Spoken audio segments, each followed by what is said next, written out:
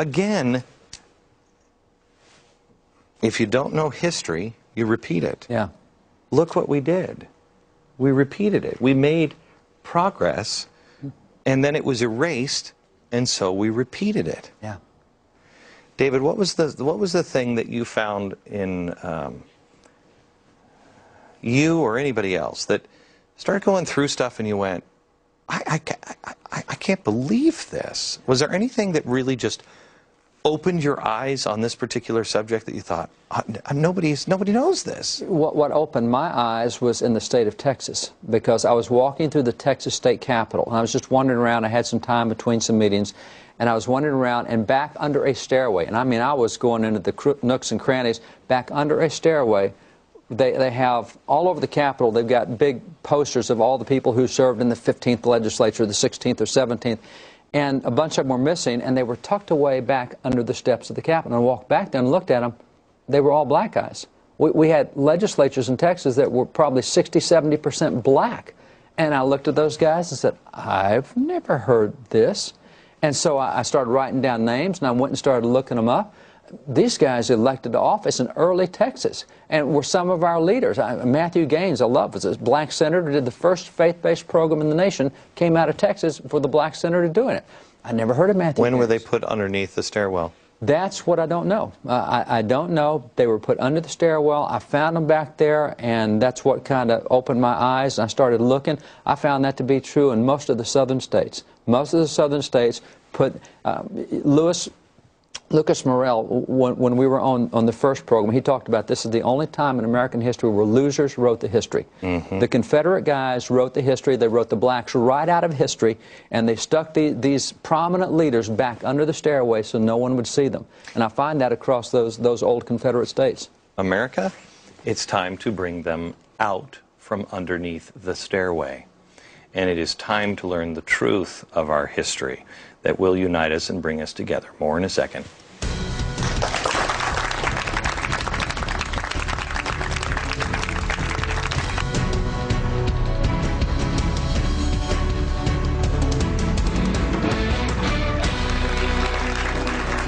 We're talking about our black founders tonight, and there is so much history here that we can't squeeze it into an hour, or in this case 2, and soon to be 3, 4, 5, 6, 7, 8, 9, 10.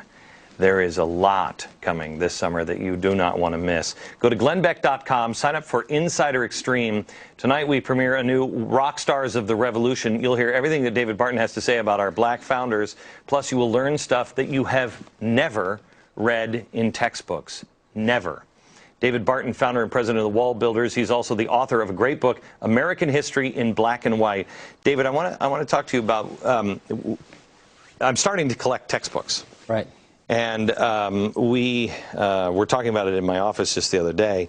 We can open up textbooks, depending on which one and where it's from, and see what they're teaching in school.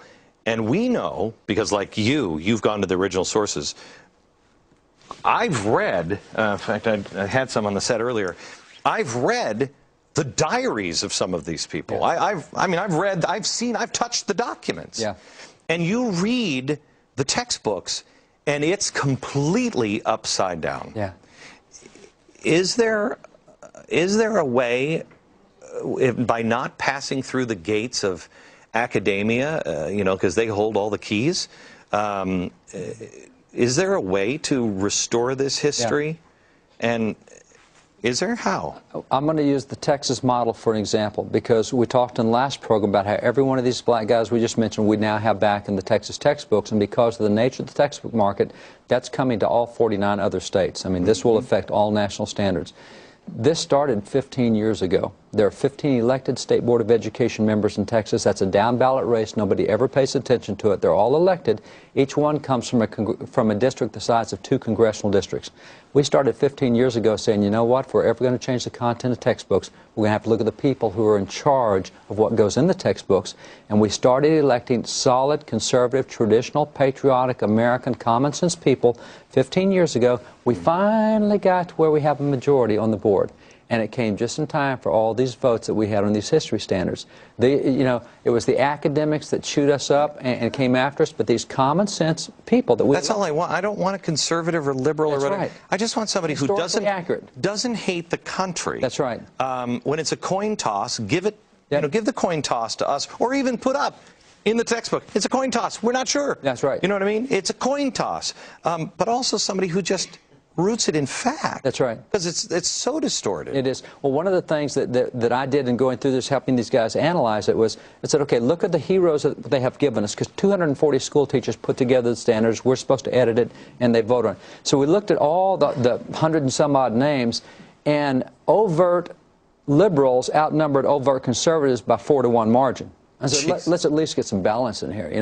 Let's get something. And we started adding these good guys, and of course they screamed, "Oh, you're turning the textbooks to the right." No, we're just bringing them back to even. Well, what about black and white? Black and white, as far as the textbooks, what was interesting was the last standards done 12 years ago, 11% of the names mentioned in the textbook were non-white. The ones we just did is now up to 25%. We've increased that number significantly, and they're screaming at us because we turned it conservative. No, we're just starting to teach history the way it actually happened. It's unbelievable. Tell me one of the stories that you... I've got some good friends that are in Special Forces, and those guys they're really cool dudes in Special Forces. And that goes back to OSS and World War II, and then we came up with John F. Kennedy, Navy SEALs, and Special Forces. We had Special Forces back in the American Revolution. One of the first examples was in December of 1776, our second-in-command, General Charles Lee, got captured by the British. Only way we're going to get him back is to capture a British general of equal rank and make a prisoner exchange. So what they do is they come up with this commando-type plan, a snatch and grab. We got to go in there in the middle of this big British fort where the #2 general is, snatch the guy, get him out without the British knowing, then we'll make an exchange.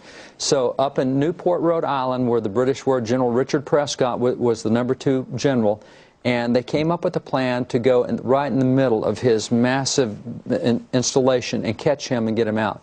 And so Lieutenant Colonel William Barton came up with a plan. He went to his 40 top soldiers. He's an American. He went to his 40 top soldiers, black and white, got them all together and said, guys, here's what I propose. We're going to go in at night. We're going to capture him in his sleeping quarters at night. We're going to have to go by all the British warships, have to go by all the guards. We'll get there, we'll capture him, we'll bring him out, and then we'll make the exchange. And he said, this probably gets you killed. Anybody want to do this? All 40 raised their hands and volunteered. I want to go.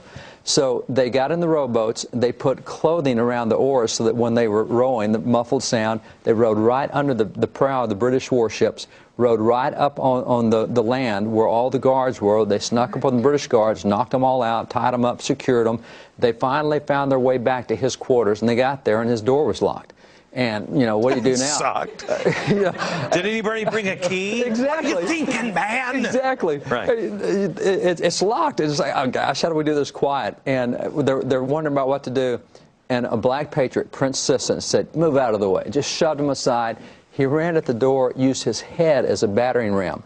Hit the door cracked, but it didn't go through. He backed up, hit it a second time, and it exploded, and they went in, and of course the British general is absolutely shocked. What just happened to his door? And Prince Sisson is the guy who just, he's a door kicker. My son-in-law, we call him a door kicker because he's 3 tours in Iraq. But this was a door kicker from way back then. And he broke that door in, went and captured the general. They brought him out, muffled it, brought him back across. They made a successful prisoner exchange. So that's your first Special Forces operation in the American Revolution. Using your head. That's right. Chris. I'm 37 years old, been out of high school for almost 20 years. I actually went to some of the best schools available, which is Department of Defense independent schools overseas in Germany. And I felt like I got a great education. But what's really upsetting, especially since I've seen David Barton before and also watching the show, really just hacked me off, as you said, is that I'm just now finding out about these things. I looked at some textbooks from friends of mine who were still in school. They're still teaching about the same 4 to 5 standard black people in history. Pretty much it's always Harriet Tubman, Crispus Attucks, Frederick Douglass, some of them mention Benjamin Banneker, but it's always the same 4 or 5, as if there was only 4 or 5 black people who contributed to this country throughout its history. And it's just like, why is this still the same way with all the information we have today in 2010? May I ask a question? Because Javier and Cynthia, you are shaking your heads while he's saying this. and you look a little disgusted by this whole thing. Can you pass, Chris, can you pass Javier a microphone? Because, I mean, it's robbing heritage. Absolutely. And I was present in the audience at your last show where you did this, and I had some very strong comments that I made about Woodrow Wilson. Yeah. And what I mentioned specifically on that show was the fact that what I found particularly galling in that instance was there are scholarships for minorities named after Woodrow Wilson. Right.